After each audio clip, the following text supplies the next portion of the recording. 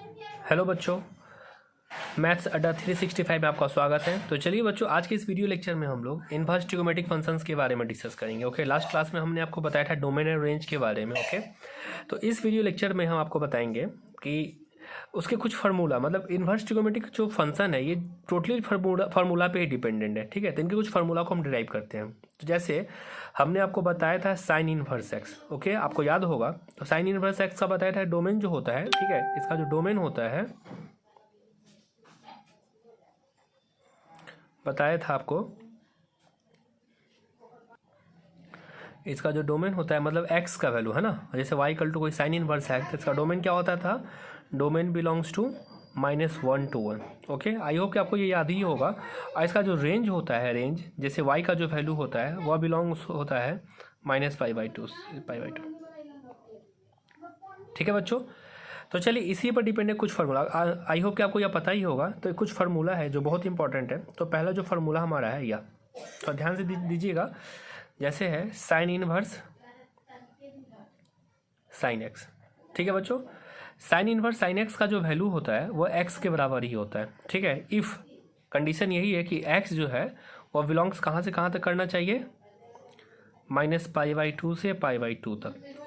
ठीक है बच्चों, अगर x का वैल्यू इस रेंज के अंदर हमारा होगा, ठीक है, तो जो वैल्यू होगा डायरेक्टली x के बराबर हो जाएगा। ठीक है, उसी तरह cos inverse cos x, cos inverse cos x, cos inverse cos x का वैल्यू भी x के बराबर होगा। tan इनवर्स tan x का जो value tan inverse tan x का जो वैल्यू होगा, ठीक है बच्चों, tan इनवर्स tan x इसका वैल्यू भी x के बराबर ही होगा। उसी तरह cot इनवर्स cot x का जो वैल्यू होगा, cot इनवर्स cot x इसका वैल्यू भी x के बराबर होगा। sec इनवर्स sec x, ठीक है बच्चों, sec इनवर्स sec x का वैल्यू भी x के बराबर होगा। और चौथा 6 नंबर है हमारा cosec इनवर्स cosec x का जो वैल्यू होगा वो भी हमारा x के बराबर ही होगा। ठीक है, परंतु याद रखिएगा कि जो सबका डोमेन रेंज अलग अलग था ना, तो x का जो ये मतलब ये जो x का था रेंज आपको बताया था कि 0 से पाई, मतलब 0 से 180 के बीच में होगा तब भी इसका वैल्यू x होगा। 10 का बताया था -π/2 से π/2 एंड सबका उसी तरीके से। तो इस प्रकार बच्चों हम लोग जो फार्मूला है डायरेक्टली अप्लाई कर सकते हैं कि साइन इनवर्स साइन एक्स का वैल्यू x होगा, परंतु ये जो x के कुछ कंडीशंस होते हैं कि x का वैल्यू इसी के बीच का होना चाहिए, मतलब -π/2 से π/2 के या उसके बीच का वैल्यू होना चाहिए। ठीक है बच्चों, साइन कॉस का tan का सबका आपको हमने बताया था लास्ट क्लास में इनवर्स डोमेन रेंज के बारे में, जैसे बताया था कि ये ओपन इंटरवल होता है, ये क्लोज इंटरवल होता है, इस सब के बारे में तो बताया था।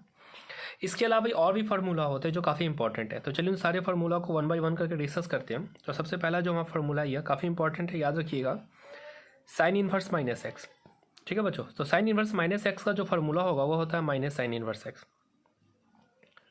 तो कहीं भी अगर तो आपको जैसे इससे रिलेटेड क्वेश्चन एग्जामिनेशन में पूछे जाते हैं, जैसे आपसे पूछा जाएगा कि साइन इनवर्स, ठीक है बच्चों, -1/2, साइन इनवर्स -1/2। ठीक है, तो साइन इनवर्स -1/2 है, तो देखिए -x होने पे माइनस बाहर आ जाता है, तो इसमें डायरेक्टली ये क्या हो जाएगा हमारा, इसमें डायरेक्टली हम लिख सकते हैं माइनस साइन इनवर्स 1/2। अब आपको पता होगा कि साइन कितना का मान 1/2 होता है, 30 डिग्री, मतलब -π/6। तो साइन इनवर्स -1/2 का वैल्यू हमारा क्या हो जाएगा, -π/6। और आप देख सकते हैं कि ये जो वैल्यू है बच्चों -π/2 से π/2 के बीच में ही आ गया ना, मतलब ये फिक्स है। हमेशा याद रखिएगा कि ये जो है ना -90 से +90 के बीच में ही होना चाहिए। ये हमारा इंपॉर्टेंट फार्मूला है। दूसरा हमारा है बच्चों कॉस इनवर्स, याद रखिएगा, नहीं पहले हम लोग एक्स जैसा देख लेते हैं, tan inverse -x। tan inverse -x अगर रहेगा तो इसका भी फार्मूला हो जाता है डायरेक्टली -tan इनवर्स x। ठीक है, इसके अलावा cosec inverse -x, cosec inverse -x भी रहेगा तो हमारा हो जाएगा डायरेक्टली -cosec इनवर्स x। बच्चों ये काफ़ी इंपॉर्टेंट है, इसे रिलेटेड क्वेश्चंस हर साल बोर्ड एग्जामिनेशन में पूछे जाते हैं। ओके, तो जैसे tan इनवर्स, आप देखिए कि एक और एग्जांपल दिखाते हैं आपका, ये आपका एग्जांपल है। ठीक है, तो इसमें आप कंफ्यूज मत होइएगा। अब जैसे आपका रहेगा tan इनवर्स -1 है ना, tan इनवर्स -1, तो देखिए tan इनवर्स -x का फार्मूला -tan इनवर्स x होता है, तो ये आपका हो जाएगा -tan इनवर्स 1। ठीक है, अब tan कितना डिग्री का मान 1 होता है, π/4, तो ये आपका हो जाएगा -π/4।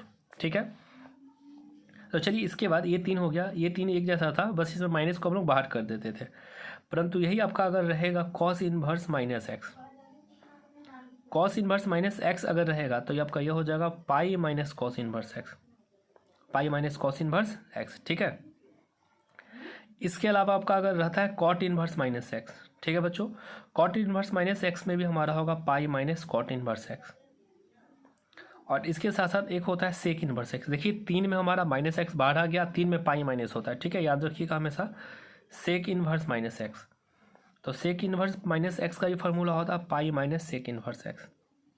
ठीक है, तो चलिए इस पर बेस्ड एक क्वेश्चन देखते हैं हम लोग। जैसे एग्जांपल के लिए क्वेश्चन आपका रहेगा cot इनवर्स -√3।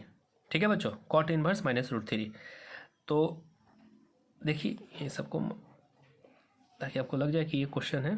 ठीक है, एग्जांपल, तो cot में क्या होता है, cot inverse -x equal to pi minus cot inverse x होता है ना, तो ये आपका हो जाएगा पाई माइनस cot इनवर्स √3।